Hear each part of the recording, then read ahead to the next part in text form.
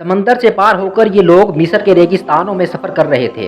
اللہ تعالیٰ نے انہیں دھوپ کی تکلیف سے بچانے کے لیے ان پر ابر کا سایہ کر دیا اور ان کے کھانے کے واسطے من و سلوہ بھیج دیے۔ ان کو 12 قبیلوں میں تقسیم کر دیا اور ہر ایک کے لیے پانی کا ایک چشمہ مقرر کر دیا، مگر زیادہ دیر تک وہ ان چیزوں پر صبر نہ کر سکے اور گیہوں اور ساگ، ککڑیاں، لہسن، مسور اور پیاز کی خواہش کی۔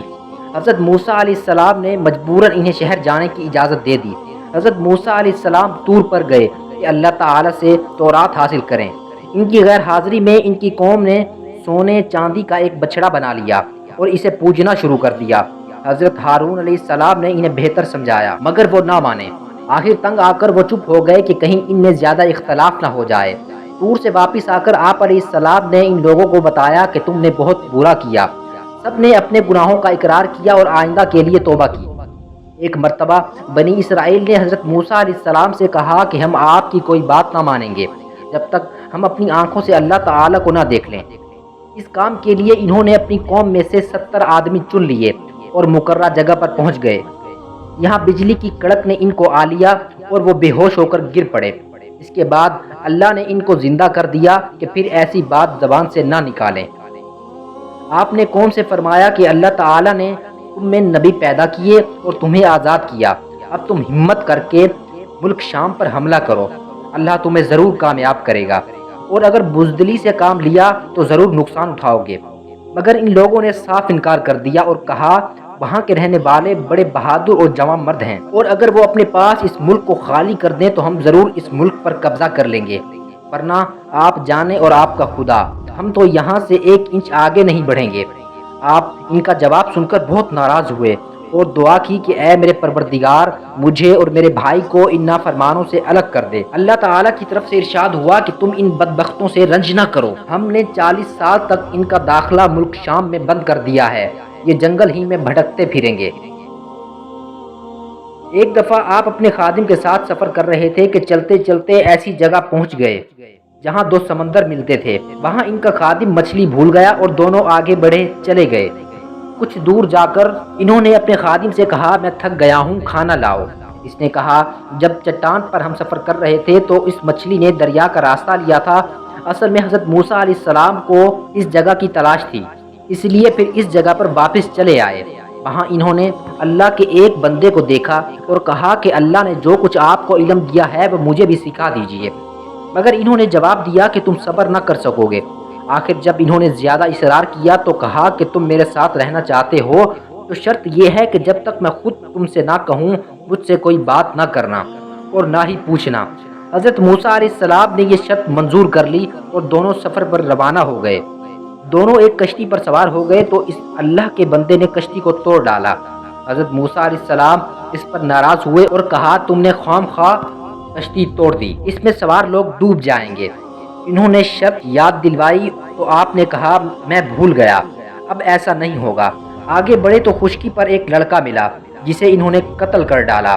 اس پر موسیٰ علیہ السلام بگڑ گئے اور کہا بغیر کسی قصور کے ان کو مار ڈالا، آپ نے بہت برا کیا۔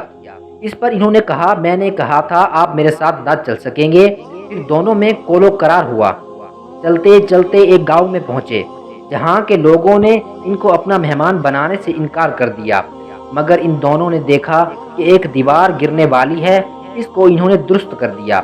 حضرت موسیٰ علیہ السلام پھر صبر نہ کر سکے اور کہا کہ اگر آپ چاہتے تو ان سے اس کام پر مزدوری مانگ لیتے۔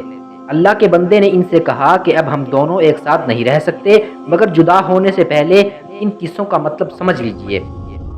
کشتی چند غریب آدمیوں کی تھی جو اسے کرایہ پر چلاتے تھے۔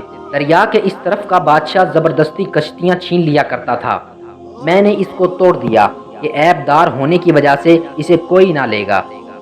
رہا لڑکا تو اس کے ماں باپ ایماندار تھے، مگر یہ سرکش اور کافر تھا۔ ڈر تھا کہ اس کی نافرمانی اور کفر سے ماں باپ کو تکلیف پہنچے، میں نے قتل کر دیا کہ اللہ انہیں مہربان اور نیک بیٹا عطا کرے۔ دیوار شہر کے 2 یتیم بچوں کی تھی جس کے نیچے ان کی دولت دفن تھی۔ ان کا باپ نیک تھا، اگر دیوار گر جاتی تو دوسرے لوگ ان کی دولت پر قبضہ کر لیتے۔ اللہ تعالیٰ کی مرضی یہ تھی کہ دونوں جوان ہو کر اپنا خزانہ نکال سکیں۔ یہ جو کچھ ہوا تمہارے رب کی رحمت کا نتیجہ ہے، میں نے اپنی طرف سے کچھ نہیں کیا۔ یہی وہ باتیں تھیں جن پر صبر نہ کر سکے۔ حضرت موسیٰ علیہ السلام اس کے بعد ایک عرصہ تک بنو اسرائیل کو ہدایت کرتے رہے، اچھائیوں کی تاکید کرتے رہے اور آخرکار اپنے اللہ پاک سے جا ملے جس نے ان کو بھیجا تھا۔ جو قوم اللہ کی نافرمانی کرتی ہے تو ان کو تھوڑا تھوڑا عذاب دے کر خبردار کیا جاتا ہے۔ وہ اگر پھر بھی نافرمانی کرتی رہتی ہے تو اس کو کچھ عرصہ کے لیے بالکل ڈھیل دے دی جاتی ہے تاکہ وہ بالکل غفلت میں پڑ جائیں، پھر ایک دم اللہ کا سخت عذاب آ کر اس کو بالکل ختم کر دیتا ہے۔ فرعون خود کو خدا کہلواتا تھا، بنو اسرائیل پر ظلم کرتا تھا۔